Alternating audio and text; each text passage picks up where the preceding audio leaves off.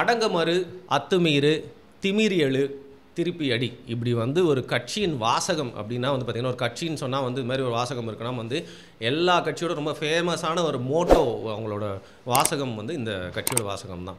திருமாவளவனுடைய விடுதலை சிறுத்தைகள் கட்சி. சத்தியமாக சில பேரோட வாழ்க்கையை வந்து ஒரு புக்காக எழுதுனா அந்த நடு பக்கத்தை வச்சு பிரிக்கலாம்னு சொல்லுவாங்கள்ல, அந்த மாதிரி திருமாவளவன் அவர்களுடைய அரசியல் வாழ்க்கையோட தொடக்கம் வந்து பார்த்திங்கன்னா, சத்தியமாக சொல்கிறேன், ஒரு படமாக எடுத்தால் ஒரு ஹீரோவுக்கு உண்டான எல்லா ஆஸ்பெக்ட்ஸும் அதில் இருக்கும். அது வந்து ஒரு ட்ராமேட்டிக்காக சொல்ல, நிஜமாகவே ஒருத்தர் தன்னுடைய அரசு வேலையை கஷ்டப்பட்டு படித்து ஒரு ஒடுக்கப்பட்ட குடும்பத்துலேருந்து படித்து வந்து சும்மா மின்னி மேலே வந்து அரசு வேலையில் சும்மா கெத்தாக உட்காந்து காலம் ஃபுல்லாக கவர்மெண்ட் சம்பளம் வாங்கிட்டே வாழ்க்கை ஃபுல்லாக ஓட்டிடலாம். அதுவும் ஃபர்ஸ்ட் ஜென்ரேஷன் அவர் வந்து பார்த்திங்கன்னா கவர்மெண்ட் எம்ப்ளாயி படித்து மேலே வந்துட்டார். அந்த சம்பளத்தை வச்சு லைஃப் ஃபுல்லாக வந்து ஓட்டிடலாம், கல்யாணம் பண்ணி எல்லாம் வாழ்ந்துக்கலாம், செட்டில் ஆகிருக்கலாம். ஆனால் அதுலேருந்து வெளில வர்றாரு. ஏன்னா சமூகத்தில் இப்படிலாம் வந்து நடக்குது. அதுவும் பார்த்திங்கன்னா மக்கள் ஒடுக்கிக்கிட்டே இருக்காங்க. தன் சமுதாய மக்கள் மட்டும் இல்லாமல் இதே மாதிரி பல சமுதாயங்களில் இருக்கக்கூடிய மக்கள் வந்து சாதியின் காரணத்துக்காக ஒடுக்கப்படுறாங்க அப்படிங்கிறது தெரிஞ்சு உள்ள ரத்தம் கொதி தெளிந்து இந்த அநீதிக்கு எதிராக நான் வருவேன் அப்படின்னு சொல்லிட்டு, அதற்காக மட்டும் இல்லாமல் ஒரு சைடு வந்து அம்பேத்கரை படிக்கிறார், இன்னொரு சைடு வந்து பார்த்திங்கன்னா வந்து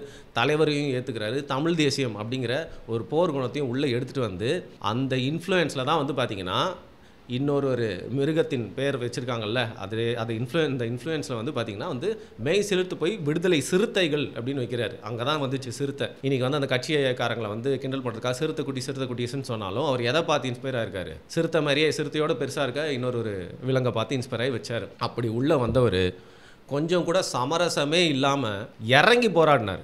இன்றைக்கி நீங்கள் வந்து பார்த்திங்கன்னா வந்து தலித்தியம் அப்படிங்கிற பேரில் ஒடுக்கப்பட்ட மக்களுக்காக பேசுறது அப்படிங்கிறதுக்கு ஒரு ஸ்பேஸ் வந்துருக்கு. இன்றைக்கி ரஞ்சித் அந்த மாதிரி கிரேட் டேரக்டர்ஸ்லாம் வந்து பார்த்திங்கன்னா வந்து அவரோட பெஸ்ட் கிராஃப்ட் நீங்கள் எல்லாமே ஒத்துக்கலனாலும் சூப்பரான படம்லாம் எடுத்து விடுறாங்க. அந்த படம் ஹிட் ஆகுது, எல்லா மக்களும் பார்க்குறான் அப்படின்னா வந்து பார்த்திங்கன்னா அந்த ஸ்பேஸ் உருவாயிருக்கு. அப்படின்னா ரஞ்சித் சினிமாவில் பண்ணியிருக்காருன்னா அதற்கான விதை போட்டு அதற்காக பெரிதும் உழைத்தவர் வந்து கண்டிப்பாக திருமாவர்கள்.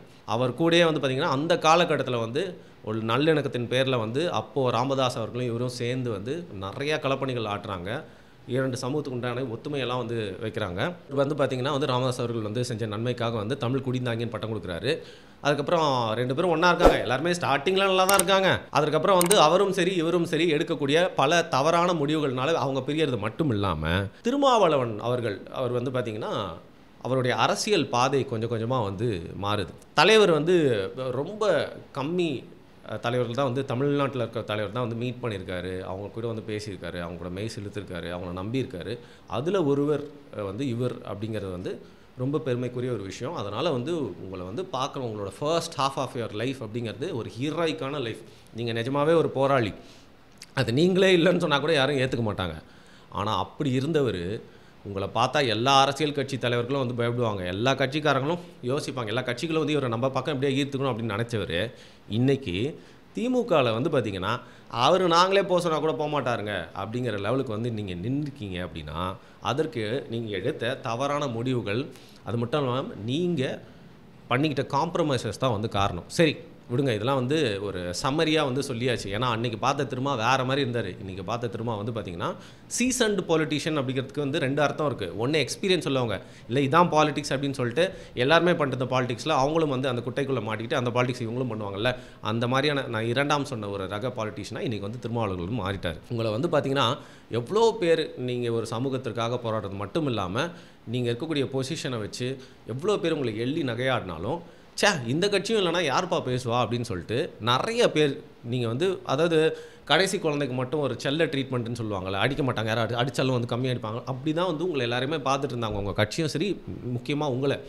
ஆனால் ஒரு லெவலுக்கு மீறி போனானே இன்றைக்கி வந்து இதை பற்றி பேசணும் அப்படின்னு சொல்லிட்டு எல்லாருமே ஏன் பேசிகிட்டு இருக்காங்கன்னா, நடு ரோட்டில் உங்கள் கட்சிக்கு வைக்கப்படுற ஒரு ஸ்டீரியோ டைப், குறிப்பாக ஒருத்தன் ஒடுக்கப்பட்டவன் மேலே வரானாலே பல பேருக்கு வந்து பொறாமையாக இருக்கும். அதனால் உங்கள் கட்சியில் யாராவது நல்லது செஞ்சால் கூட கெட்டது ஏதாவது செய்கிறாங்கன்னா விளக்கணை ஊற்றி பார்த்துட்டு இருப்பாங்க.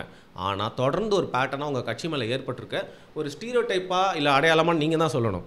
கட்ட பஞ்சாயத்து பண்ணுவாங்க, விடுதலை சிறுத்தைகள் கட்சிக்காரங்கன்னா ரவுடிசம் பண்ணுவாங்க, நில மேட்டரில் வந்து பார்த்திங்கன்னா சென்னையில் வந்து அவங்க தான் வந்து பெரிய பஞ்சாயத்து பண்ணி கொடுப்பாங்க அப்படிங்கிற மாதிரியான பேர் உங்களோட கட்சிக்கு உங்கள் கட்சிக்காரங்களுக்கு வரலையா? இன்றைக்கி பெரும்பான்மையான ஒரு கமெண்ட்ஸ் வந்து போடுறாங்க அப்படின்னா வந்து நிறைய பேர் இப்படி தானே வந்து போடுறாங்க. அதற்கான காரணம் என்ன? சரி அதை விடுங்க, தொடர்ந்து நீங்கள் வந்து திமுக, அதிமுக, மக்கள் நல கூட்டணின்னு தனியாக இருக்கிறது, இந்த மாதிரி நிறையா வந்து மாற்றி மாற்றி உங்களோட அரசியல் கூட்டணி தத்துவத்தை வந்து மாற்றிட்டே இருந்திருக்கீங்க. ஏன்னா நீங்கள் அதிகாரத்தை அடையணும் அப்படிங்கிறதுனால நீங்கள் ஒரு பாதையை எடுத்தீங்க, ஓகே. ஆனால் எவ்வளோ நாளுங்க நீங்கள் திமுக கூடயே இருப்பீங்க? எதற்காக? இப்போ இந்த ஏர்போர்ட் மூர்த்தி ஒருத்தர் வந்து அரெஸ்ட் பண்ணிட்டாங்களே, அவர் கூட எனக்கு வந்து காணொலி பண்ணுறதுக்கான வாய்ப்பு கிடச்சிது. அன்னைக்கு அவர் அந்த சம்பவம் நடந்த அன்னைக்கு மக்கள்கிட்ட கொண்டு போய் சேர்த்துருக்கலாம். அந்த காணொலியும் நிறைய பேர் வந்து பார்வையாளர் பார்த்துருப்பாங்க. பட் எனக்கு என்ன தோணலை அப்படின்னா வந்து அவர் நிறைய மேடைகளில் அப்புறம் நிறைய காணொலிகளில் வந்து தவறான வார்த்தைகள்லாம் வந்து பயன்படுத்தியிருக்காரு. அவர் என் சேனலில் எனக்கு உட்கார வச்சு பேசுறதுக்கு ஒரு உறுத்தல் இருந்தது. ஆனால் அதை தாண்டி அவருக்கு அன்னைக்கு நடந்தது வந்து முற்றிலுமாக வந்து அநியாயம். அதை எல்லாருமே வந்து கண்ணால் பார்த்தாங்க. ஆனால் அவர் இன்றைக்கி வந்து ஜெயிலில் உட்காந்துருக்காரு. அவரும் உங்கள் சமூகத்தை சேர்ந்தவர் தானே. ஸோ நீங்கள் ஆனால் யாரோட உதவியோடு அவரை வந்து உள்ளே வச்சுருக்கீங்க? இந்த ஆளும் அரசாங்கம், திமுக அரசாங்கத்தோட உதவியோடு தான். அந்த அநியாயத்தை யாரும் இன்னும் மறக்கலை. அதற்குள்ளே வந்து பார்த்திங்கன்னா ஈரங்காயாமல் வந்து கரூர் சம்பவம் நடக்குது. அதில் நீங்கள் பேசுகிற விஷயங்கள், நீங்கள் உங்களோட நிலைப்பாடு, நீங்கள் உபயோகிக்கக்கூடிய வார்த்தைகள், அதை விடுங்க. இப்போ இருக்கலே கொடுமையான விஷயம் தெரியுமா? இரங்கலுக்கு வந்து ஒரு பேனர் ஒன்று போட்டிருக்காங்க. அதில் இருக்க புகைப்படங்கள்லாம் வந்து பார்க்கணுமே. அந்த இறந்தவங்களோட புகைப்படம் அந்த நேரத்தில் எடுத்திருப்பாங்க தெரியுமா? ரிப்போர்ட்ஸ்க்காக அவங்க கண்ணெல்லாம் மேலே போயிட்டு மூச்சு காற்று சுவாசிக்க முடியாமல் உடல் நொறுங்கி போய் அந்த இறந்த அந்த பிணத்தோட அந்த ஃபோட்டோஸ் இருக்குல்ல, அதோட க்ளோஸ்அப் ஷாட்ஸு, அதெல்லாம் வந்து ஃபோட்டோவாக போட்டு ஒரு இரங்கல் போஸ்ட்டு நீங்கள் உங்களோட அஃபிஷியல் ஹேண்டில் இருந்து போடுறீங்க. இது நீங்கள் ஒரு உள்நோக்கத்தோடு நீங்கள் பண்ணியிருக்கீங்களான்ற சந்தேகம் கண்டிப்பாக வந்து எழும்புது. இவ்வளோ நாள் அரசியலில் இருக்க நீங்கள், நுணுக்கமாக கான்செப்டை பற்றி பேசக்கூடிய நீங்கள், அவ்வளோ புத்தகங்கள் எழுதியிருக்க நீங்கள், அப்படிப்பட்ட ஒரு போஸ்ட்டை வந்து எதர்ச்சியாக போடுறீங்க? உங்களுக்கு தெரியாதா? அதை பார்க்குறப்போ வந்து யாரோ ஒரு சின்ன பசங்கள்லாம் சேர்ந்து வந்து இரங்கலுக்காக அவங்க ஏரியாவில் ஒரு பேனர் வைக்கிறாங்கன்னா அவங்களே அதை வைக்க மாட்டாங்க. அது ஏன்னா அதெல்லாம் பார்த்தா அவங்க அந்த செகண்டில் எப்படி உயிர் போயிருப்பாங்கன்ற ஃபீலிங் நம்மளுக்கு வந்து போகுது. அதில் குழந்தைங்க வேறு. அப்படி ஒரு போஸ்ட்டை நீங்கள் போட்டிருக்கீங்க. இன்றைக்கி எந்த இடத்துல வந்து நிற்கிது அப்படின்னா, உங்களுடைய கார் வருது, அதில் நீங்களும் இருக்கீங்கன்னு சொல்கிறாங்க. ஒருத்தரோட ஆக்டிவாக உங்கள் கார் தான் போய் முட்டுது. நம்ம வண்டி ஆனால் முட்டினா டக்குன்னு வந்து யார்ப்பா அது அப்படின்னு சொல்லிட்டு திரும்பி பார்த்த மாதிரி நம்ம சென்னையில் வந்து பகல் தூக்கின்னு போவாங்க.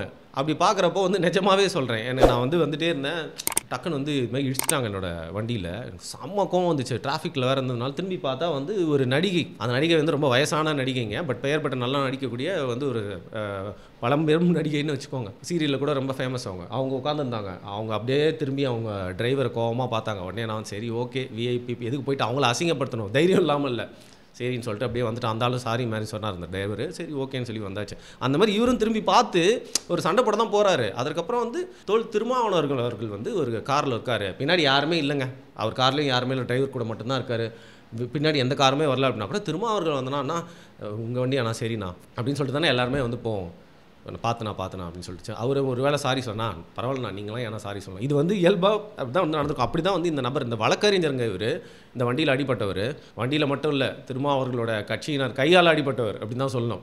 அவர் அப்படி சொல்லி போகிறதுக்குள்ளே வந்து வந்துட்டாங்க. அது காருக்கு பின்னாடி இருந்து வந்துட்டாங்க, அதுக்கு பின்னாடி இந்த காரில் தான் வந்துட்டாங்க, சுற்றி இருக்கவங்க எல்லாருமே வந்துட்டாங்க. இதில் குறிப்பாக அந்த பாதிக்கப்பட்ட நபர், அடி வாங்கின நபர் இருக்கார்ல வழக்கறிஞர், அவரோட தம்பி வந்து செய்தி சேனலில் சொன்னதை நான் சொல்கிறேன். என்ன சொன்னார்னா, இருப்பே அப்படியே சாரி கேட்டு அப்படியே வந்து ஐயோ திருமாவளர்களா அப்படின்னு சொல்லிட்டு திரும்பி வரத்துக்குள்ளே வந்து திருமாவளர்கள் அந்த காரில் இருந்து அடிங்கடா அவனை அப்படின்னு சொன்னதாகவும், அதை கேட்டதுக்கப்புறம் உடனே காரில் இருந்து பின்னாடி இருந்தவங்களாம் இறங்கி வந்ததாகவும், சூழ்ந்திருந்தவங்களும் வந்து காவலர்கள் முன்னாடியே, நீங்கள் தான் அந்த காணொலியை பார்த்துருக்கீங்களே.